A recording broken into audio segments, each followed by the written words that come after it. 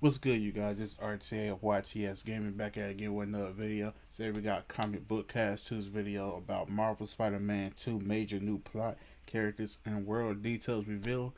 Before I get into this video though, I would like to put a disclaimer.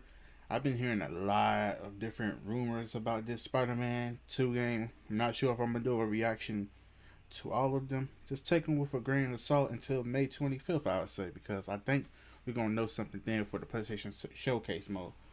But let's get into it, you know what I'm saying? Let's see what he got to say. Even though Sony's taken their sweet time making sure that our first gameplay reveal of Marvel Spider-Man 2 is perfect, at least we are slowly getting a trickle of info that's providing way more in terms of where the world is and what we can expect when we boot up that game on our PlayStation 5.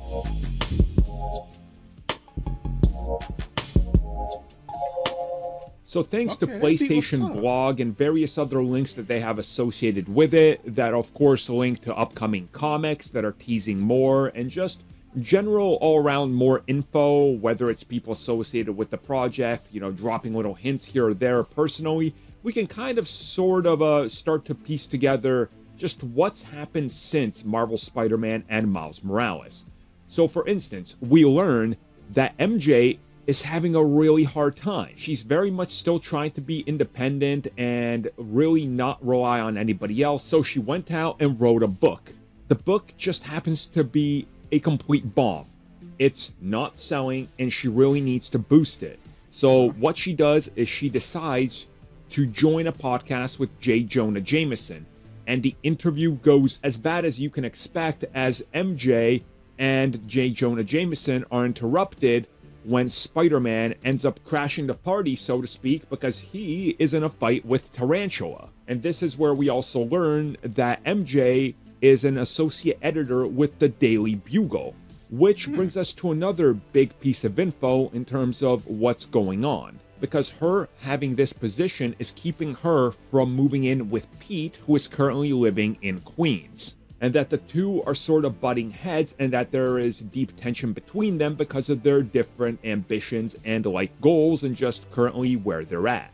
Obviously, with Peter now in Queens and Aunt May gone, Peter has taken on all that debt and everything she has, so you can see how MJ cannot just move out there, and it's not as simple for her as just, hey, I'll just take a quick trip into the city and work. I mean, it's quite a ride. So the two having these tensions is really something that's really going to be at the center of this, and they've teased this before.